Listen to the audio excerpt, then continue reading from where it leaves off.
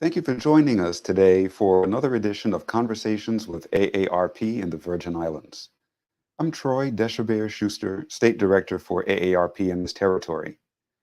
Today, we have an important and timely topic to discuss, one that impacts the lives of many Virgin Islanders, and that is probate and probate reform.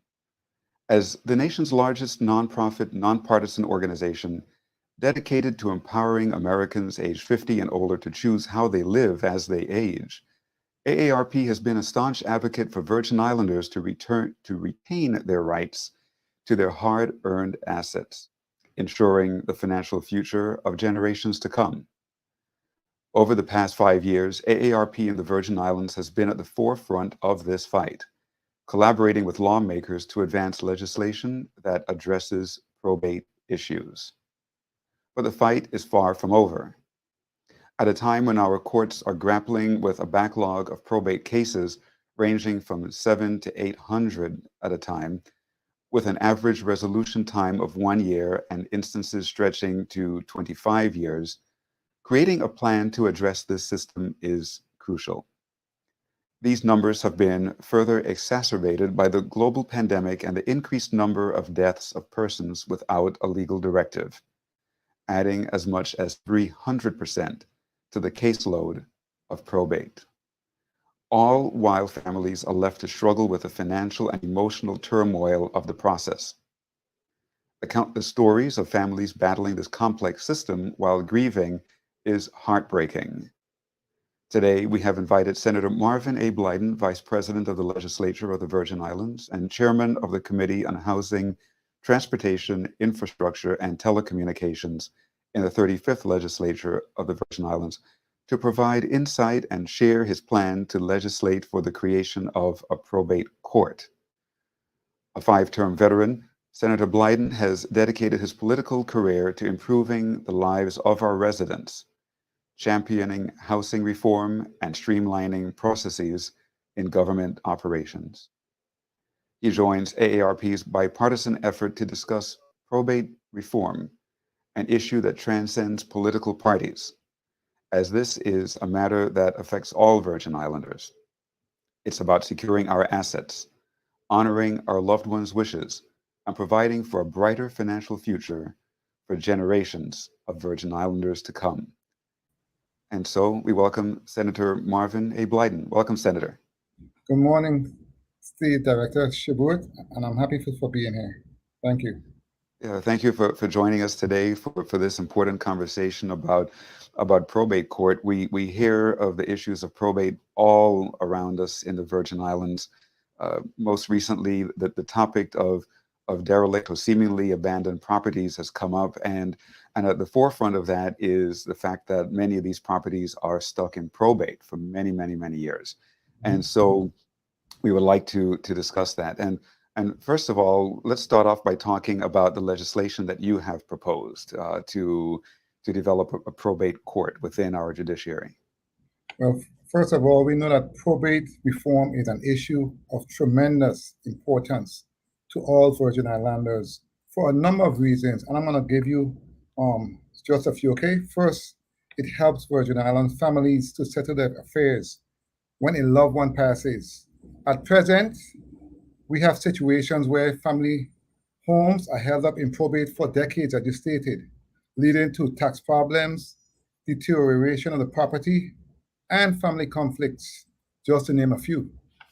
It makes more housing available for Virgin Islands residents by keeping properties from becoming idle, abandoned, or in poor condition, which is exactly what happens when properties get held up in probate situations.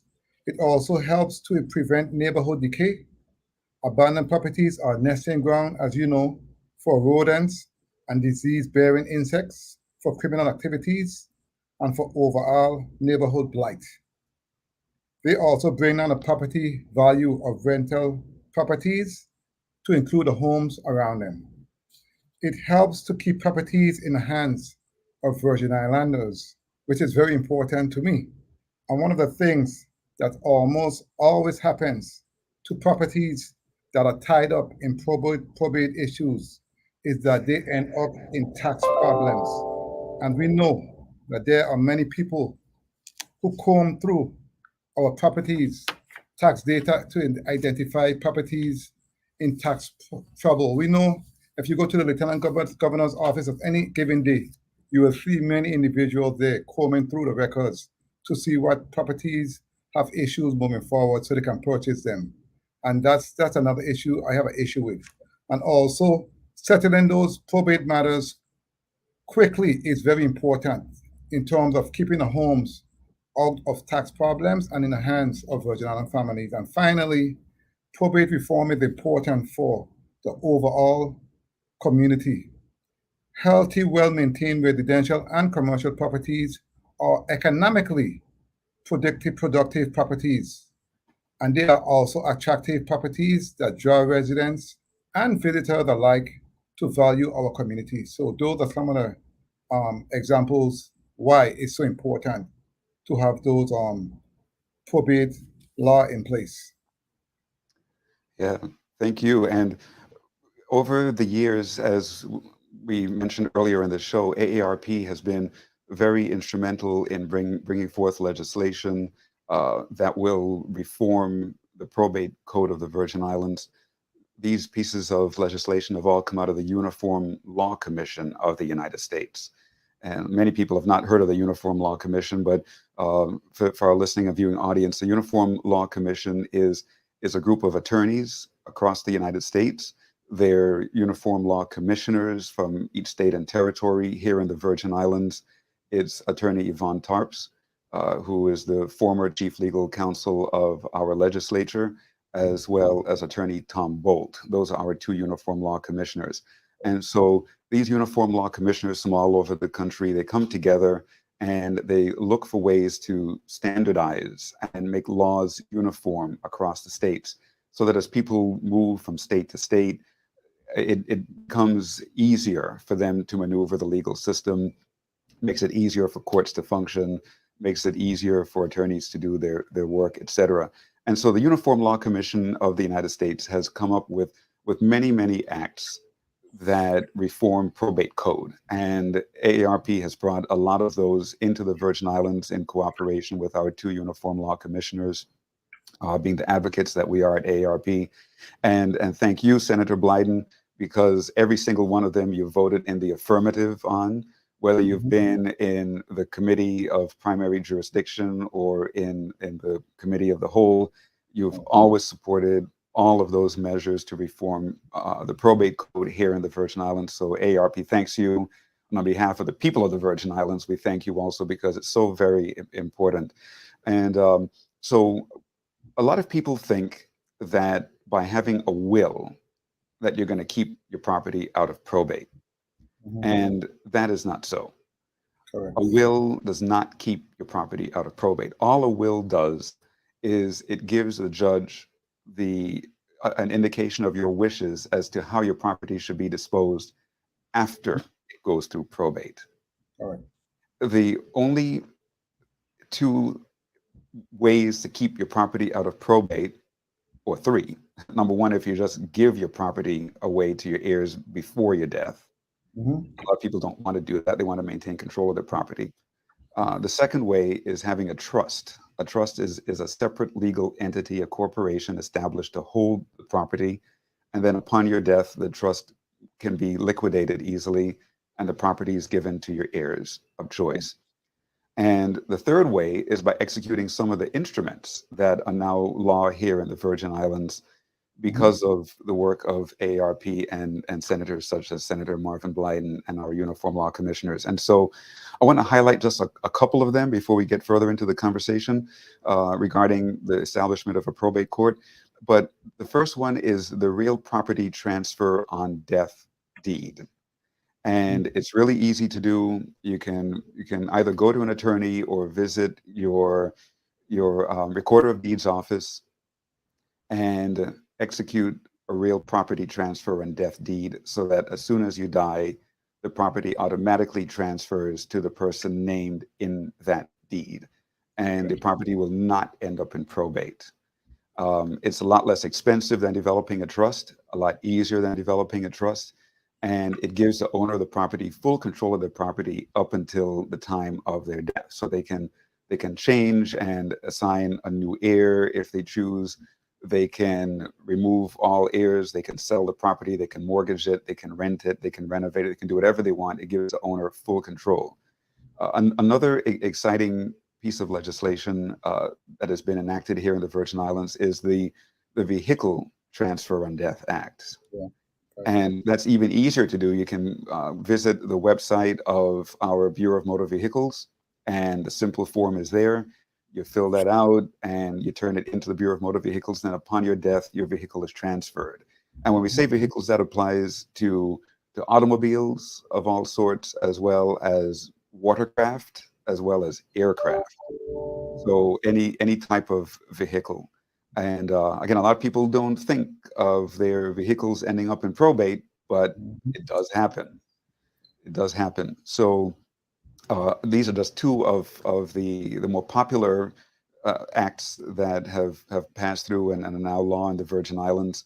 And we encourage everybody to take advantage of this to make sure that your properties don't end up in probate. And of course, the other ones regarding financial instruments like bank accounts and stocks, bonds, other securities.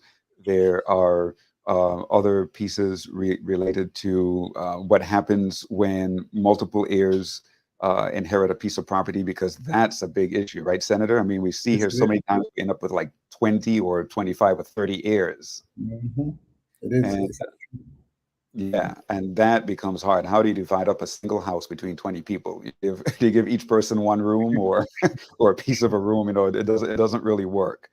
So we have lots of information on all of these acts in our website. You can visit AARP.org/VI, and there's loads of information there that you can learn from, and then you can go and take advantage of these new laws in the Virgin Islands. But Senator Blyden, tell us more about establishing the probate court and what inspired you to do that. Well, I'm glad you asked me that question, because when you just made a statement, I smile, because I have a large family. It's 13 of us, 13 children. Both of my parents died, and they did not do any estate planning. So, as you know, we are going through the same issues right about now. So I'm very happy to bring this legislation forward, because I'm personally going through it at this time still, after several years of dealing with this situation. So the legislation is actually very simple, though. It creates a probate division within the Superior Court, and it provides for the appointment of an additional judge in each district, whose primary responsibility will be to handle probate matters. And it also provides an appropriation so that a court can provide for the staff and other resources that a probate division would need. And additionally, the presiding judge can assign additional matters to the probate division if necessary to assist with the flow of cases in general. So basically, in a nutshell, that's what the bill basically does. And how is the judiciary system receiving it, the Superior Court? What's the feedback you're getting from this as you discuss it?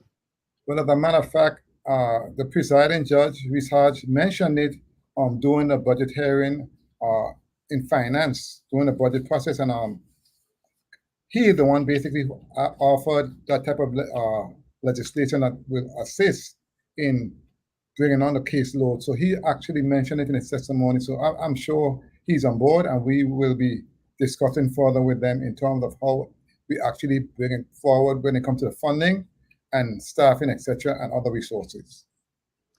Wonderful. Yeah, I'm really happy to hear that, and especially at AARP with all the work that has been done on probate reform, this seems to be the icing and the sprinkles on the cake, right? To bring it all together and to make things move a lot faster for those who have not done their planning and who have not made sure that the properties don't fall into probate. And one of the saddest things with probate is that so many families end up having to sell their property to pay the legal expenses of moving the properties through probate. And so it's a loss for the family, for the heirs, right? Yes, it is. Yeah, so hopefully with this probate court that will be established shortly, assuming that it all goes through the legislature well and the governor signs it into law, then it can reduce the cost of moving properties through probate court. And do you have any indication as to how many cases there are? We did mention at the beginning anywhere from 700 to 800. Is that still the case at this time? Yes, it is. Yes, it is. And it's only getting larger, and that's why it's so critical that legislation come forward to actually address this most pressing issue here in the territory, because as you stated, many families, to include mine, are held up for years, with no resolve. And many of those families, they die, and the properties end up in other people's possession. That's a problem. That's a problem.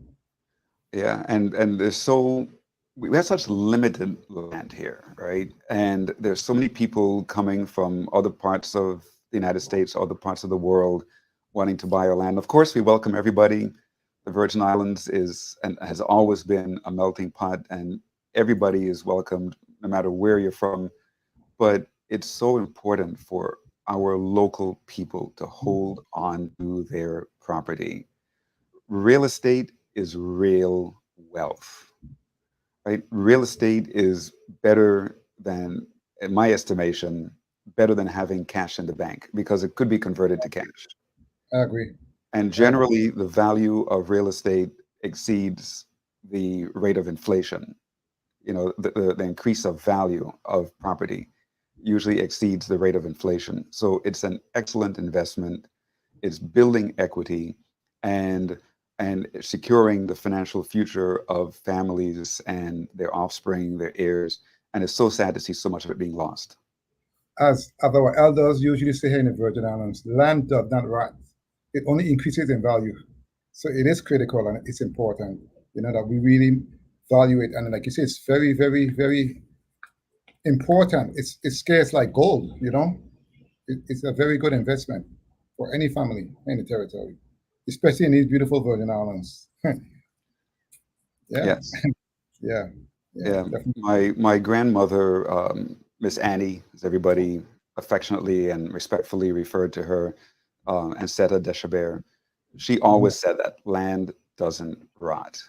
No, it And doesn't. an interesting story, I don't often tell the story in public, but when Governor Paiwanski was in office and Leon Hess wanted to buy some land in the Virgin Islands to open a refinery, at that point, my grandmother owned estates Hope, Jerusalem, and Blessing on the south side of St. Croix.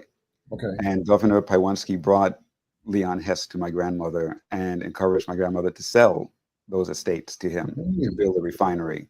Wow. And my grandmother was in the kitchen with one of her housekeepers, the cook, cooking a big pot of kalaloo. And she told Leon Hess, no, land doesn't rot, and I'm not selling my land.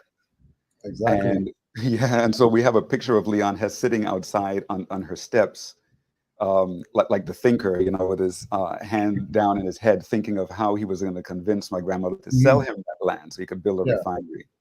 Okay. And Governor Paiwanski stayed inside, begging my grandmother to sell. And she kept saying, no, land doesn't rot, land doesn't rot. But then finally she saw that it would be good for the economy of St. Croix and the Virgin Islands. So she finally sold the land to Leon Hess. And now the refinery sits on the land that was once her own. But my grandmother never sold land to use the money. She sold on nonsense. She sold land to buy more land and better properties. Wow. And then Sunny Isle Shopping Center arose, and the rest is history. But yeah, so land does not rot, and we should always do our best to hold on to it, to care for it, and to secure our financial future. And again, it's so sad when families have to sell it for probate or to pay a bill, and then it's gone forever, and they don't ever get more land again. And that is true, and that's happening too much and too often. I've seen many of my friends and their families sold land, especially on the island of St. John, to pay off bills and do other stuff with it. And I'm like, try not to sell your land, lease it, lease your land, find a way to lease it or rent it out. Don't sell land. and it's hard to maintain and get land in these days and time in the Virgin Islands. It's scarce, more Yes. scarce than gold, like I said. So we must find ways and put laws on the book to help to protect our people when it comes to land and probate issues. And you bring up a good point about leasing land. A lot of people don't think about leasing land, but leasing Yeah. land is a great deal, you know. It's a very, very good deal because It's a win-win. it's a win-win, right? Yeah, It's the land continues to be yours. You collect exactly. rent for the land. Mm-hmm. And then if that person renting from you gets tired of that building, the building becomes It's yours. yours. Exactly. Right? Exactly. They can't pick Yeah, up the building and go with it. exactly. Exactly. I can tell you a story or two, but yeah, it makes sense to do that. Yep. Right. Yep. Yep. Land lease. Land lease. Very, very important. In retrospect, I wish my grandmother had leased all of that land to Leonez, right? Exactly. Exactly. Exactly. 'Cause the whole thing right now would belong to you guys. Right?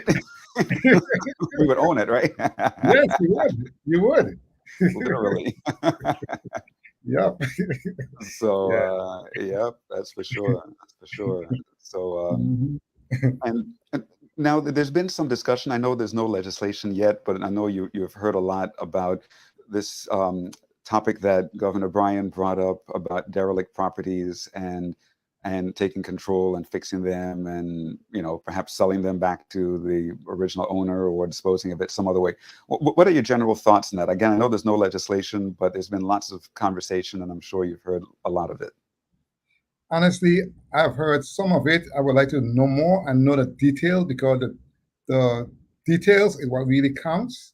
The intent is what really counts when it comes to legislation.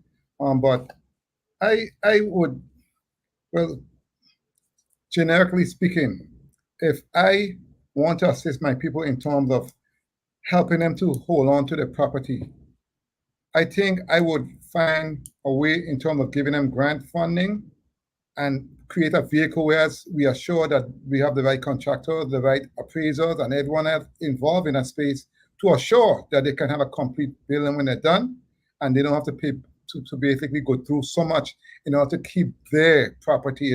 We must create a vehicle to help them to get there, whereas they feel more enticed to do that and work with the administration and whoever is involved in that process. So I would like to see the legislation because there are many ways you can get things done, but it's how you go about doing it and how do you get the involvement of the individuals who the properties belong to. So we can be creative at the same time, think outside the box and see if we can really find a way to help our people and get the same end result. So I would not like to speak too much on his legislation because I have not seen the details and that's what I look for, but that's how I would do it based on my experience and my expertise. That's how I would do it.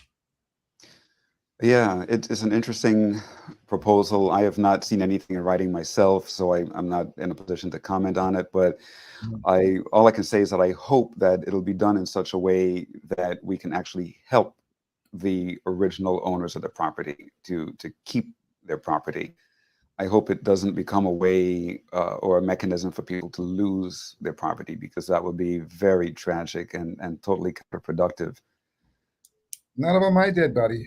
I don't. I'm gonna find a way to get myself involved and see how I can assist and help for us to move forward. Because if that's what it's all about, our people and assuring that they get to keep their properties moving forward. Because it's incumbent upon us to do that for many of them who really do not have the resources or the finances to do that. And that's why there are so many derelict buildings around this place. So unless we have opportunity to utilize funds to do that, hey, I look forward to assisting in any way, shape, or form possible to assist our people. Excellent, excellent, Yeah. excellent. I know that you're always for the people, and we appreciate that very much. And but the one thing as I was listening to some of the talk about this proposal that came to my mind is what about government-owned properties? I think that the government needs to set the example and start there first, right? I agree. There's so many derelict government properties, and they need to be fixed. I agree. And many of those derelict properties can be used for revenues and in terms of, like I said, rentals for the government in terms of our coffers and bringing in revenues to help run the government and create services, and programs. And you're correct. I know in the 31st legislature, I had legislation not only to do that, but to actually create a government complex at that time. And I remember sending it to the post auditor and getting an analysis, and he was like, "No, there's too much issues in terms of at the time, in terms of many private individuals who already provide services for the government and what's going to happen in that space." And he gave me a whole list of stuff. So honestly, being a new senator, I left it alone. But looking back, I wish I'd pursued it, and by now something might have happened. But it's never too late to do the right thing. So me and my team have been looking at that to see what can be done, because as you know, everything is rented out for government offices, and it's difficult right about now because it's so in depth. With so much individuals, it's a challenge. That's all I'm going to say. It's a challenge moving forward. Yeah, and the amount of money that the government must spend each year on renting properties for government offices must be astronomical. Astronomical. It is, and that should be going toward services. Those revenues, they should be going back in the coffers to help make things better for the constituents. So it's a challenge. Exactly, and the government needs to get away from disposable buildings. That's what I call it. They construct a building, they use it for a few years, I don't know how many years, 5, 6, maybe 10 years. They say it has mold, and then they just stop using it and they build a new one. Fix the buildings. Fix the buildings, use them. Correct. Preventative maintenance and routine maintenance will go a long way in that respect. Imperative. Absolutely. Yeah. Absolutely. Well, we've come to the end of our program, and thank you so much, Senator Blyden, for joining us today. And we look forward to learning more about this legislation regarding the establishment of a probate court. We invite people to reach out to your office and to access AARP's website, aarp.org/VI, for more information, and also our AARP Virgin Islands Facebook page. There's lots of information there as well regarding this, and AARP stands in full support of establishing the probate court within the Superior Court of the Virgin Islands, or the probate division. Probably that's the more precise. And again, we thank you and for all that you've done, and we thank all the other senators who supported probate reform over the years as AARP has brought legislation forward. And we look forward to creating a better and brighter Virgin Islands in the future. And I cannot say enough in terms of AARP and the role you have played in actually assisting with this legislation moving it forward. I want to thank you guys for all that you do and continue to do on behalf of the people of Virgin Islands. Thank you so much. We appreciate you guys. Great. Thank you. Thank you so much. We look forward to a future conversation with you, Senator. Definitely. Thank you, and have a blessed day. You too. Good day.